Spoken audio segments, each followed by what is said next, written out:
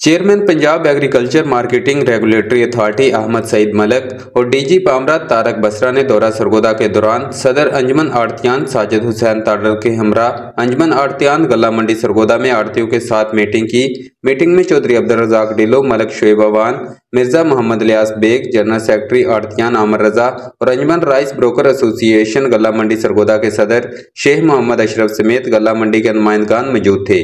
Chairman पामरा ने आड़तियों के मसाइल दरियाफ्त किए और गला मंडी की शहर से बाहर मुंतकिली के अमल को आड़तियों की मुशावरत के साथ हल करने की यकीन दहानी कराई। इनका कहना था कि वज़ीर आला पंजाब मरजम नवाज शरीफ की हिदायत पर किसानों और कारोबारी अफराद को सहूलियात की फराहमी पर खसूसी तवज्जो दी जा रही है और ताजरों के साथ मुलाकात का मकसद भी इनके मसाइल दरियाफ्त करना और इनको जल्द अज जल्द हल करना है। सरगोदा गल्ला मंडी में जगह की कमी के बायस इसको आड़तियों की मुशावरत के साथ नई जगह पर शिफ्ट किया जाएगा।